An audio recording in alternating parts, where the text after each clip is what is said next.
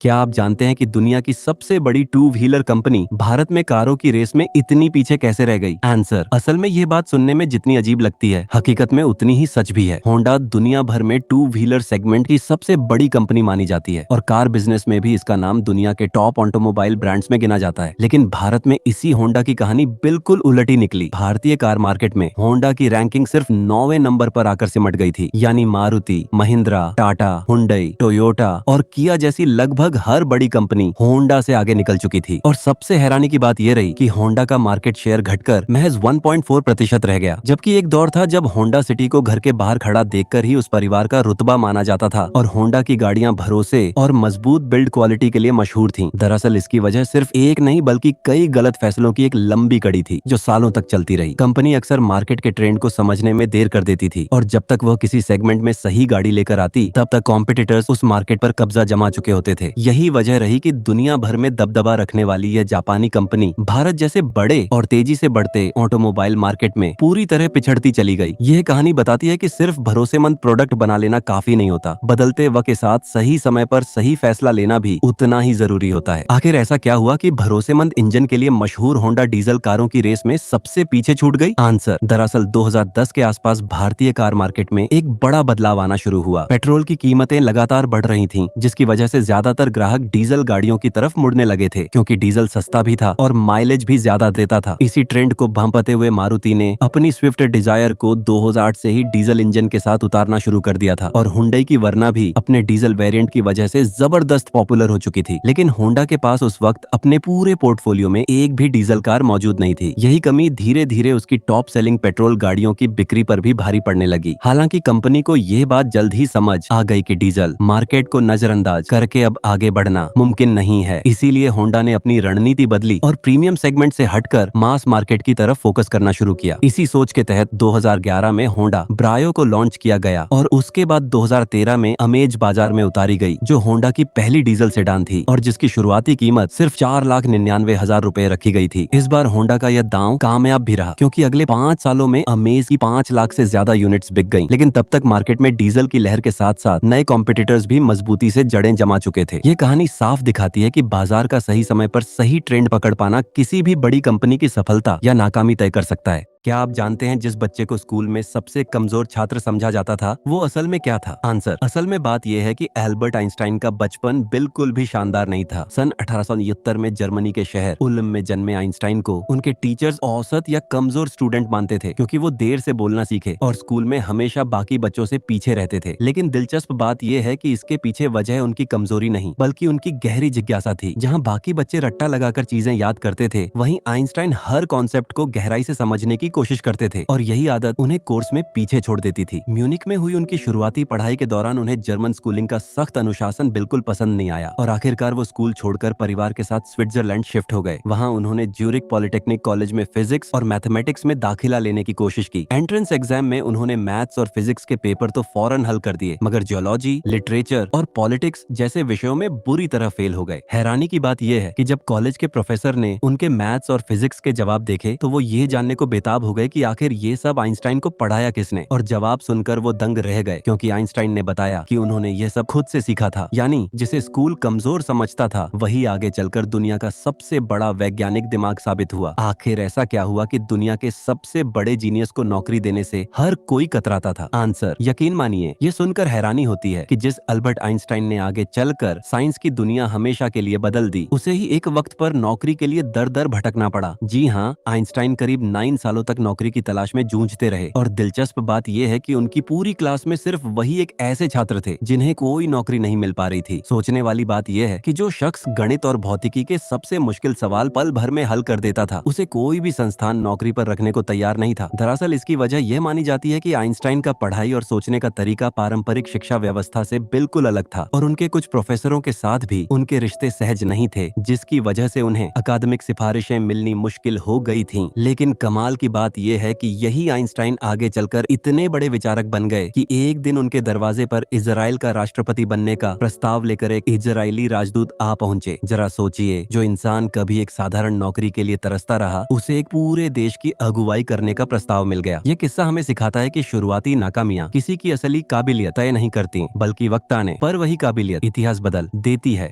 क्या आप जानते हैं कि कभी इंडियन कार मार्केट में ट्रेंड सेट करने वाली होंडा आज सिर्फ 9वें नंबर पर क्यों पहुंच गई है? आंसर, असल में होंडा की कहानी किसी एक बड़ी गलती की नहीं बल्कि धीरे धीरे पीछे रह जाने की कहानी है। एक जमाना था जब होंडा सिटी और सिविक जैसी गाड़ियां भारतीय सड़कों की पहचान हुआ करती थीं, लेकिन आज हालत ये है कि कंपनी के पास बेचने के लिए सिर्फ 3 गाड़ियां बची हैं, अमेज, सिटी और एलिवेट। दिलचस्प बात यह है कि कमी क्वालिटी की नहीं बल्कि चॉइस की है। अमेज में आज तक फैक्ट्री फिटेड सीएनजी ऑप्शन नहीं मिलता, जबकि मारुति जायरे, टाटा टिगोर और हिंडाई ऑरा जैसी सीधी राइवल्स यह सुविधा देती हैं। वहीं एलिवेट में भी सिर्फ बेसिक पेट्रोल इंजन है, न टर्बो, न डीजल, न हाइब्रिड, जबकि उसकी सीधी टक्कर वाली हिंडाई क्रीटा तीनों ऑप्शन ऑफर करती है। यानी कस्टमर जो ढूंढ रहा है वो होंडा के शोरूम में मिलता ही नहीं। और यही वजह है कि सन 2025 में होंडा की सेल्स गिरकर सिर्फ 65,925 यूनिट्स रह गई, जो पिछले साल के मुकाबले 23.8% कम है। नतीजा ये हुआ कि कभी मार्केट लीडर रही होंडा आज सिर्फ 1.4% मार्केट शेयर के साथ 9वें नंबर पर खिसक चुकी है। कई डीलर्स तो अपनी डीलरशिप बंद करके दूसरी कंपनियों से जुड़ भी चुके हैं। कुल मिलाकर बात साफ है, गाड़ी बनाना काफी नहीं होता, सही समय पर सही गाड़ी उतारना उतना ही जरूरी होता है। आखिर होंडा के सीईओ ने भारत की डूबती साख बचाने के लिए ऐसा कौन सा बड़ा ऐलान किया जिसने सबको चौंका दिया? आंसर, जब होंडा की सेल्स लगातार गिरने लगी और लोग यह तक पूछने लगे कि क्या कंपनी भारत छोड़कर जाने वाली है, तब अक्टूबर 2025 में जापान मोबिलिटी शो के मंच से खुद होंडा के सीईओ तोशिहिरो मिबे सामने आए और एक बड़ा वादा किया। उन्होंने ऐलान किया कि सन 2030 तक होंडा भारत में 10 नई गाड़ियां लॉन्च करेगी और इनमें से 7 गाड़ियां सिर्फ एसयूवी सेगमेंट की होंगी। सबसे पहले आएगी जीरो अल्फा नाम की एक इलेक्ट्रिक एसयूवी, जो खास बात यह है कि भारत में ही बनेगी और यहीं से जापान जैसे देशों को एक्सपोर्ट भी की जाएगी। इसके अलावा कंपनी ने सब 4 मीटर एसयूवी सेगमेंट पर दोबारा फोकस करने की बात भी कही, जिसे डब्ल्यूआरवी बंद होने के बाद होंडा ने लगभग छोड़ ही दिया था। सुनने में यह योजना जरूर शानदार लगती है, लेकिन एक पेच भी है। होंडा की पहली इलेक्ट्रिक एसयूवी सीधे सन 2027 में आएगी, यानी अभी से करीब 1.5 साल का लंबा इंतजार बाकी है। और इंडियन कार मार्केट में 1.5 साल बहुत बड़ा समय माना जाता है। सबसे बड़ी बात यह कि जिस सब 4 मीटर एसयूवी की होंडा को सबसे ज्यादा जरूरत है, उसकी अभी तक कोई पक्की लॉन्च तारीख तक नहीं बताई गई। यानी होंडा ने सही दिशा तो पकड़ ली है, लेकिन असली सवाल अब भी वही है, क्या इस बार वक्त पर सही गाड़ी आएगी या फिर वही पुरानी कहानी दोहराई जाएगी?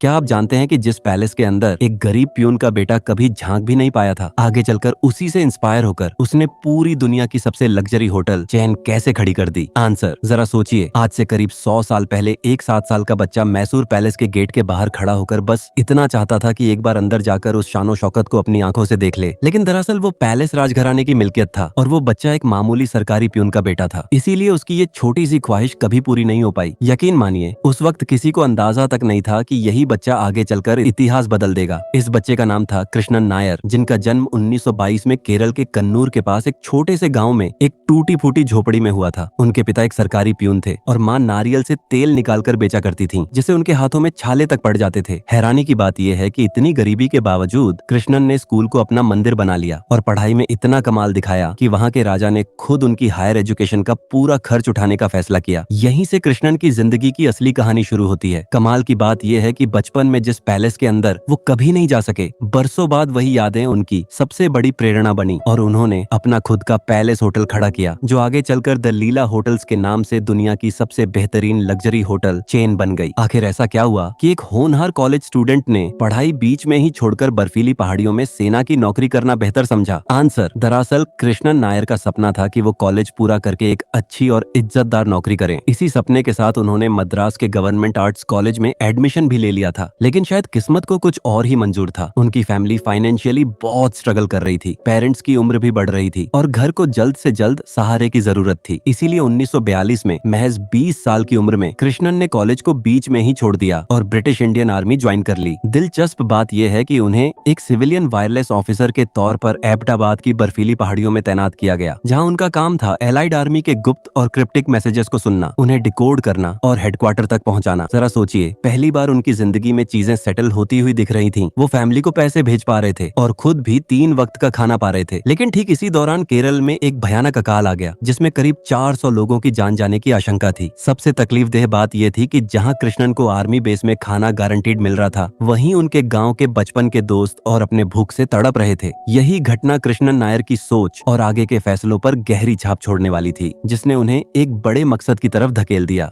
क्या आपने कभी सोचा है एक होटल मालिक ने अपने पड़ोसी के मेहमानों को चुराने के लिए ऐसी कौन सी तरकीब अपनाई थी? आंसर, असल में जब उदयपुर में लीला पैलेस बन रहा था तो कैप्टन कृष्णन नायर ने एक बहुत दिलचस्प चीज नोटिस की। उनके होटल को सामने से बिल्कुल शानदार व्यू मिलता था ताज लेक पैलेस का, यानी जो मेहमान ताज में ठहरे होते वे चाहें या ना चाहें उन्हें लीला पैलेस साफ नजर आता। कृष्णन ने इसी बात को अपना सबसे बड़ा हथियार बना लिया। उन्होंने दुनिया के टॉप आर्किटेक्ट बिल बेंसली और एक माहिर लाइटिंग एक्सपर्ट को हायर किया और उन्हें साफ निर्देश दिया कि होटल को रात में इतना खूबसूरत दिखाया जाए कि ताज लेक पैलेस में रुके मेहमान भी उसे नजरअंदाज न कर सके। सिर्फ लाइटिंग ही नहीं, पूरे होटल को गहनों और ज्वेल्स जैसी सजावट से चमकाया गया। नतीजा ये हुआ कि रात होते ही लीला पैलेस किसी सपनों के महल की तरह जगमगाने लगता। ताज में ठहरे मेहमान ये चमक देखकर हैरान हो जाते और अगले दिन बहाने से कॉफी पीने लीला पैलेस पहुंच जाते। दिलचस्प बात यह है कि इनमें से कई मेहमान इतने प्रभावित होते कि अपनी अगली ट्रिप पर सीधे लीला को ही चुन लेते। यही रणनीति आखिरकार इतनी कामयाब रही कि लीला होटल्स ने उदयपुर में अपनी मजबूत पहचान बना ली। यानी सिर्फ रोशनी और सजावट के दम पर एक होटल ने अपने सबसे बड़े प्रतिद्वंदी के मेहमानों को अपनी तरफ खींच लिया। आखिर एक साधारण परिवार से आया शख्स कैसे भारत के सबसे बड़े होटल सम्मान का हकदार बन गया? आंसर, कैप्टन कृष्णन नायर की कहानी सिर्फ एक होटल बनाने की कहानी नहीं है, बल्कि ये हिम्मत और मेहनत की मिसाल है। उनकी उपलब्धियों को पहचानते हुए वर्ष 2009 में international hotels and restaurant association ने उन्हें होटलियर ऑफ द सेंचुरी के खिताब से नवाजा। तीसरे सबसे बड़े नागरिक सम्मान पद्म भूषण से सम्मानित किया। इसके बाद गुड़गांव और दिल्ली में भी लीला होटल्स के दरवाजे खुले। लेकिन वर्ष 2014 में 92 साल की उम्र में कृष्णन नायर ने आखिरी सांस ली। हालांकि उनके जाने के बाद भी उनका सपना जिंदा रहा। होटल एम्पायर ने आर्थिक उतार चढ़ाव देखे, कई होटलों की मालिकाना हक भी बदली, लेकिन क्वालिटी और सर्विस में कभी कमी नहीं आई। यकीन मानिए, वर्ष 2019 में ट्रैवल प्लस लेजर मैगजीन ने लीला पैलेस उदयपुर को दुनिया का बेस्ट होटल घोषित किया। पैलेस होटल्स एंड रिसोर्ट्स को दुनिया का बेस्ट होटल ब्रांड चुना गया। सोचने वाली बात यह है कि केरल के कन्नूर के एक छोटे से गांव से निकला एक साधारण लड़का हॉस्पिटैलिटी की दुनिया का सबसे बड़ा सम्मान जीत गया। कृष्णन नायर खुद कहा करते थे कि असफलता एक कोमा हो सकती है, लेकिन कभी फुल स्टॉप नहीं होती।